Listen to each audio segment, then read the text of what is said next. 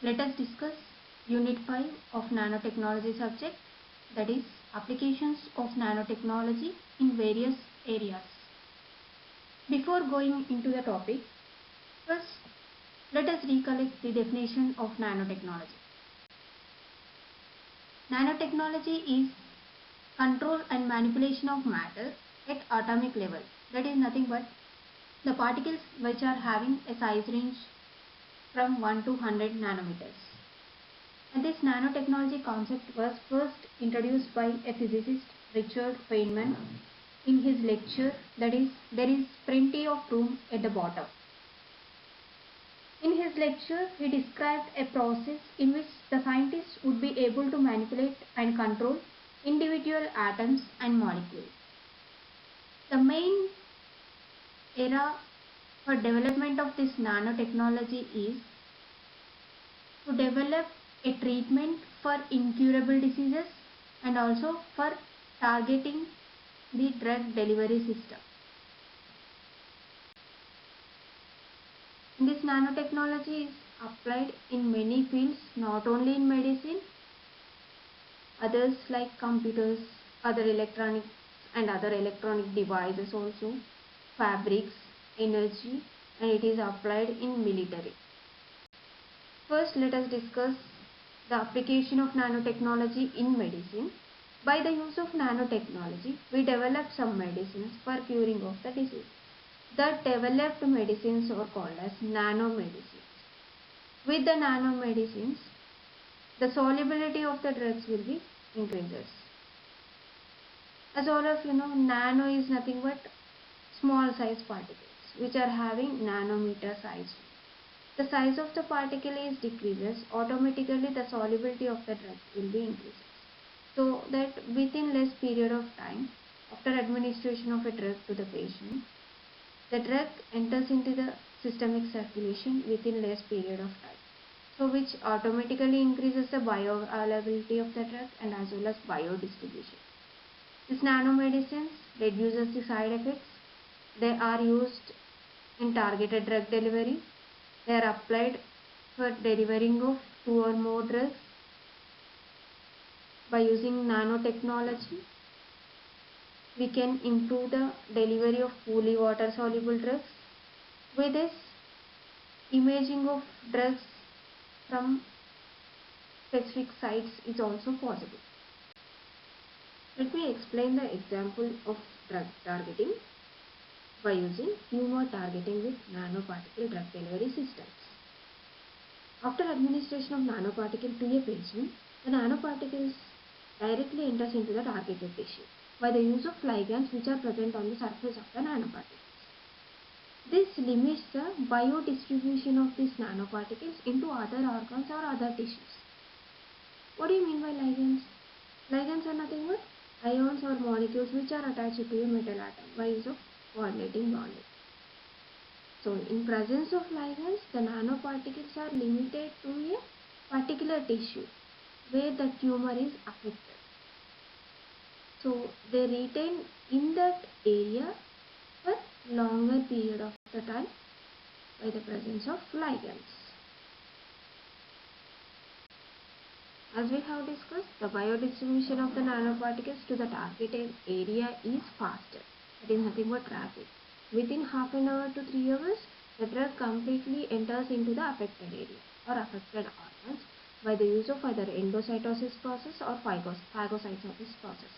And this can be applicable for treatment of mucopolysaccharidosis or hepatocarcinoma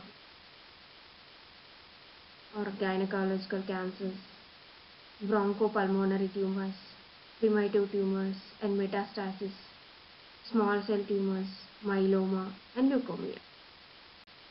Here one more example for drug targeting.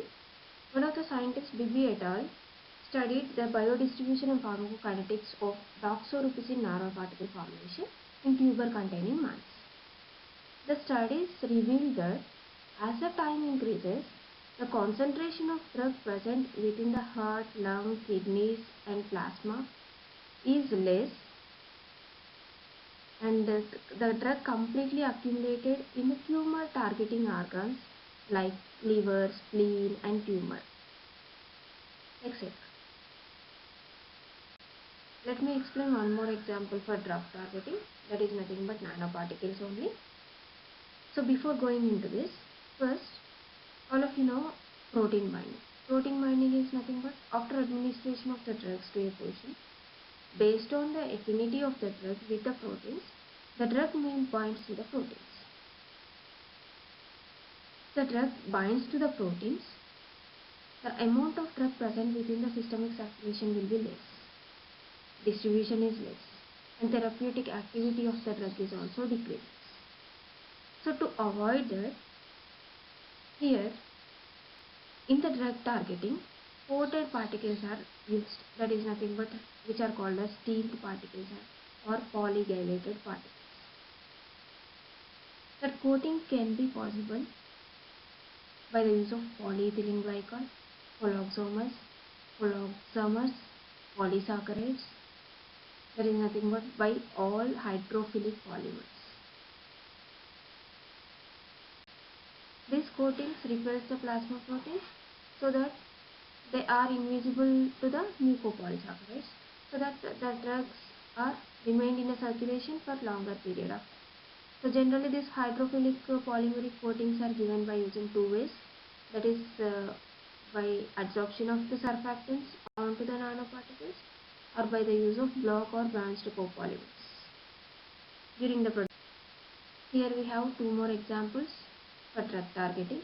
One is folate targeting to ovarian carcinoma by the use of peptides or carbohydrates to target integrins and selectins. And one more example, that is one of the scientists, OME et al. Demonstrated the benefits of folate ligand coating for tumor cell internalization and retention of the nanoparticles in the tumor tissue. Here we have one more example for nanoparticle drug delivery into the brain. As all of you know, brain consists of tight junctions of epithelial cells, so which prevents the passage of water soluble molecules into the central nervous system, and also they reduce the concentration of lipid soluble molecules by the use of enzymes and as well as efflux forms. So this blood-brain barrier only permits the molecules which are essential for brain function. Here we have two examples for nanoparticle targeting into the brain by the use of specific receptor mediated transport systems. One example is polysorbate 80. The delivery of these nanoparticles into the brain is increased by the use of chimeric construct, which is nothing but a combination of genes are used to increase the delivery of the drugs to brain by use of receptor mediated transcytosis. The second example is polynanoparticles, which contains butyl cyanoacrylate, which delivers the drugs like hexapeptide delagerine, doxorubicin and other drugs into the brain, and the type of drugs directly cross to the blood-brain barrier by the use of specific receptor mediated transport systems. Nanomedicine can also be used in targeting of epithelial cells. Not only this, which are also applied in some other diseases, like first one is diagnosis of Alzheimer's disease by the use of gold nanoparticles. The blindness can be prevented by the treatment with glaucoma using nanoparticle drops. They are used for bone regeneration and treatment of osteoporosis. They are applied in diagnosis of atherosclerosis, and they can clear the blockage of arteries. This nanotechnology can be applied in manufacturing of computers. Before we use silicon transistors for manufacturing of the computers. Nowadays that silicon transistors are replaced by using carbon nanotubes. With nanotechnology we save 1000 GB of the data into head of the chips. And by use of magnetic random access memory, we can store the data quickly and effectively into the system during its shutdown or crash, or which provides resume play features also. Nanotechnology is applied in manufacturing of other electronics and electronic devices also, that is for fabrication of chips, for manufacturing of electrodes made up of nano wires, for manufacturing of nanoscale transistors. These are applied in e-paper generation, and they are used for displays on sunglasses, and they are also used for displays for TVs, laptops, cell phones, digital cams, and other devices by the use of nano-structured polymeric films, which are called as organic light emitting diodes. Nanotechnology can be applied in manufacturing of other electronic products like making of flash memory chips for iPods, ultra-responsive hearing aids, for making of antimicrobial or antibacterial coatings on mouse, keyboard, cell phone cases, and for manufacturing of conductive inks for printed electronics for RFIDs, that is nothing but radio frequency ID cards or smart cards or smart packagings, for manufacturing of video games, and for manufacturing of flexible displays for e-book readers. With nanotechnology, Nokia Research Center and University of Cambridge developed a nanoscale mesh of fibers. With that, the mobile devices are